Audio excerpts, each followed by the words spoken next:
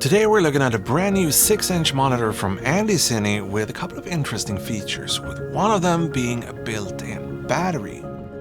Hey there, so this here is the new AndyCine X5L. It's got a nice aluminum housing and a bright daylight viewable 8-bit 1200 nit screen. And I love the fact that we're seeing more and more of these 6-inch monitors making their way out on the market. Aluminum aside, the two most interesting features in my opinion is obviously the built-in 3000 mAh battery and something similar to what Atomos calls onion skin, where you can pull screen grabs directly off the monitor and use those as an overlay for things like match cuts. It's actually a super cool feature and something we normally don't see on a lot of these more budget-friendly monitors. The monitor sits at around $200 and comes with a carrying case, a sun hood, cold shoe mount, some charging and HDMI cables.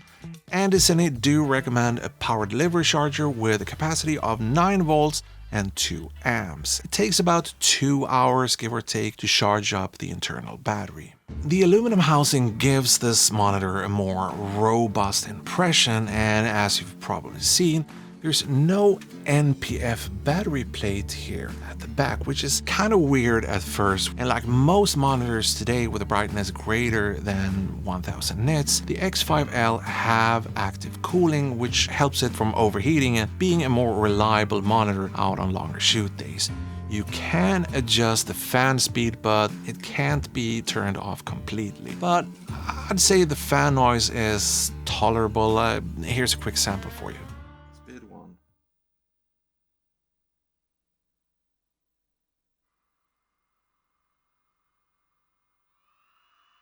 Speed 5, speed 1. Okay, over on this side we got all of our in and outputs. We got a power button up here, headphone jack, and an HDMI 1.4, which is good for 4K 30 frames per second. We got 2 USB-C ports on this monitor. This one here is for firmware updates and LUTs, and for storing those screen grabs, as they will require some sort of external flash drive, but it's kind of a standard thing for a feature like this. My Portkeys LH7P have the same feature, and it also requires an external flash drive to store those shots. Now, the second USB-C port sits down here, and that's mainly or solely for charging and for continuous power to the monitor itself. We also got a little mounting point down here, which sadly is the only mounting point. It's kind of a missed opportunity considering how good of a monitor this would be, and still is to some degree, to all of those people out there creating vertical content that normally uses a lot of those match cuts with different outfits or dance routines and that sort of stuff. So a bit sad, but you can still make it work with friction arms and other creative solutions, I guess. The screen both looks and feels very responsive. You can pinch zoom and swipe to adjust the brightness and headphone volume, and the new UI on these recent monitors is miles better than what I've seen on some of the older AndyCine monitors, which were kind of crude and low res. But here we're getting a nice high res UI, which obviously also spills over to functions like focus assist, which is now much more precise compared to the older monitors. Now, I'm not going to cover all the different assist features and tools inside this monitor. We got our scopes, our waveforms, we got false colors, both regular and airy style. We also got anamorphic D-squeeze, obviously, with customizable stretch factors or squeeze factors, which I think is really cool, especially for those of you who likes to experiment and Frankenstein different anamorphic solutions with adapters, what have you. There's also a ton of different crop guides and overlays for different aspect ratios if you're cropping for social media, 9:16 and all that fun stuff. An honorable mention would be the user switch menu, which basically allows you to save your current settings as presets in one of these 4 banks, and then just recall those settings when you're in your studio or in front of your green screen or what have you. Pretty nifty. Now let's talk about LUTs and color accuracy. So the X5L do support user or custom LUTs, and it also comes with a couple of pre-installed conversion LUTs. But if you watched any of my other videos on monitors, you know that you should stay away from those pre-installed LUTs. The first thing you want to do when you get yourself a new monitor is to make sure that you load the same conversion lots as you normally use in your editing software onto the monitor and use those and only those for monitoring. That's kind of the first step you can take towards better color accuracy. The next step is to spend at least a few minutes calibrating your monitor just to make sure that it actually matches what you're seeing on your reference monitor attached to your editing software. Speaking of editing software and innovation, I don't know if you've checked out Artlist recently, but they've been rolling out a ton of new features, improvements like their new AI Assist, which can automatically detect and remove silence from your takes if you're doing talking head videos like this or podcasts. It can do all that boring work for you. And if you're a Premiere user like I am, their Adobe Premiere extension is such a killer feature. If I'm working inside Premiere and I need some music or sound effects, I can just open up the extension, I can search and browse for whatever music I want or sound effects, and when I find the correct song, I can just drag that straight to the timeline like this.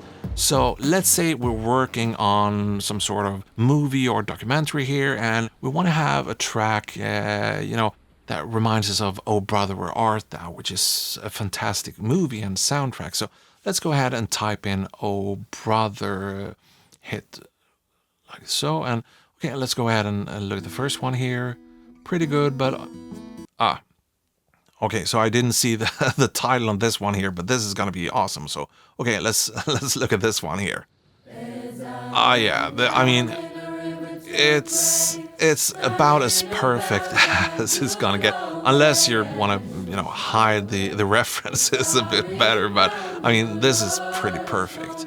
Okay, so check out Artlist. There's gonna be a link down below that will give you some cool perks if you sign up to one of their yearly subscriptions. So thank you so much, Artlist, and let's get back to the monitor. Now, let's talk about the battery in the room, or in the monitor. I guess the elephant is still in the room. Anyway, the built-in battery is kind of an interesting move, and according to AndyCine, it will be able to give you about 2 hours, 120 minutes at peak brightness with the cooling fan running at max speed. However, there's something fishy going on here with my pre-production unit. I'm only able to get about 58 minutes at about 80% brightness. Now, I have been in contact with AndyCine, and it's probably some sort of pre-production related issue, and I'm hoping that AndyCine will send out a fully functioning version of this monitor so we could do an update to kind of attach to this video. So when that happens, there will be some sort of a link pinned in the comment section or somewhere in the description. So make sure to check that out on your way out. So with that in mind, would I still recommend this monitor? Well, here's the thing. If the built-in battery don't bother you, if you actually think it's a great feature, some people would probably appreciate less moving parts and the simplicity of having a built-in battery like this. And I really think this could be a killer monitor for all of you short-form vertical content makers out there, especially if you're using a lot of those match cuts for what you do. For users like me that normally spends hours out on set, and we're kind of used to keeping our setups fairly modular. Sometimes you want to keep it low profile, you go out with a camera body and your monitor and keep a few spare batteries in your pocket. For that group of people, I would say no. So if you're still looking for a new monitor after watching this video, then maybe take a look at this video up here where I'm comparing 9 different monitors, specs, pricing, brightness, boot up times, all that fun stuff, and maybe, just maybe, your next monitor will be one of these monitors. But that's gonna be it. Thank you so much for watching, and I hope I'll see you in the next one. Goodbyes.